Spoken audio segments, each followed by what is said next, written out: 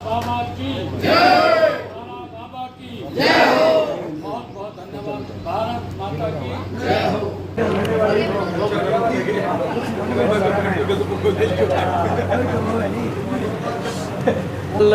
सभी कार्यकर्ताओं से सीधी बात हुई है, उनके साथ बैठ कर के भोजन भी किया है।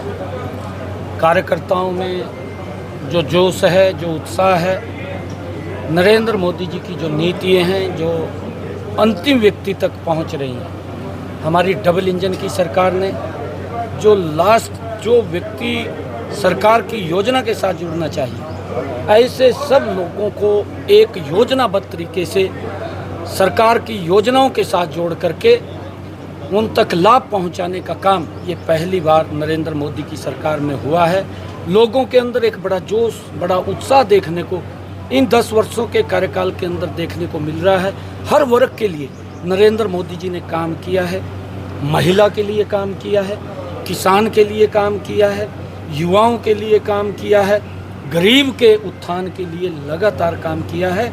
उसका परिणाम ये है कि इन 10 वर्षों के अंदर देश में 25 करोड़ से ज़्यादा लोग गरीबी रेखा से बाहर करने का काम नरेंद्र मोदी की सरकार ने किया है।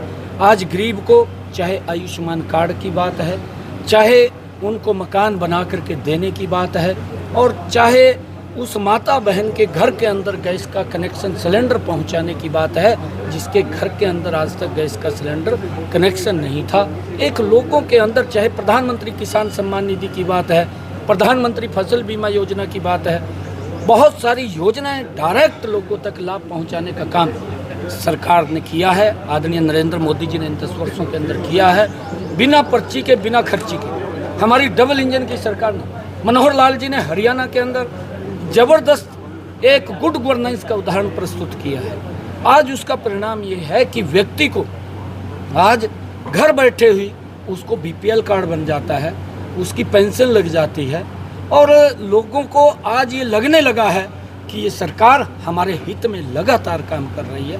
और लोगों का एक बड़ा जोश, जो उत्साह, जो हर गरीब की चिंता की गई, हर आम व्यक्ति की बहन की चिंता की गई, इस सरकार के अंदर मजबूती से आगे बढ़ाने का काम किया गया।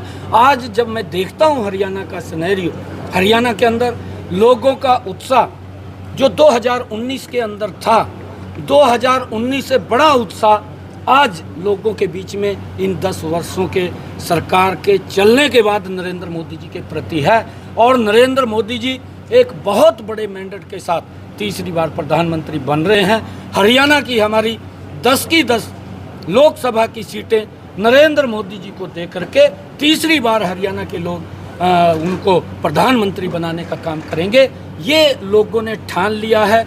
आज मैं तारा बाबा की कुटिया के अंदर शीश नवाने के लिए आया हूँ। समाज के यहाँ पर बड़े प्रमुख प्रबुद्ध जन व्यक्ति बैठे थे, और सभी ने आज बाबा के चरणों में बैठ करके ये संकल्प लिया है कि अशोक तंवर जी को बहुत बड़े मैंडेट के साथ लोकसभा के अंदर नरेंद्र मोदी जी को प्रधानमंत्री बनाने में जो इनकी बड़ी भूमिका होगी, वहाँ भेजने वाले। विपक्षी उम्मीदवार उतार नहीं पाए, आपने भाजपा ने बढ़त हासिल करी शुरुआती तौर पर, क्या लगता है वो वोटों में भी बढ़त बनी रहेगी? देखिए, उनके अंदर कहीं ना कहीं इस बात को लेकर के भय है, और वो भय वो अपने प्रत्याशी उतारने के अंदर कभी किसी को बोलते हैं कि आपको चुनाव लड़ना है, वो जब ग्राउंड का सिनेरियो देखता है पीछे हट जाता है, फिर दूसरे को तैयार करते हैं वो भी पीछे हट जाता है। इस प्रकार की कसम क्योंकि विपक्ष के अंदर है, और वो ये साहस नहीं कर पा रहे कि हम किसको उतारें किसको नहीं उतारें। बड़े बड़े नेताओं के अंदर भय है, और भय वो पिछले 2019 के चुनाव के अंदर जब वो हार गए थे तब उनका भय, आज उनको और बड़ा भय लग रहा है कि अगर हम अब की बार भी हार गए तो हमारी राजनीति खत्म हो जाएगी। परंतु उन्होंने काम नहीं किए।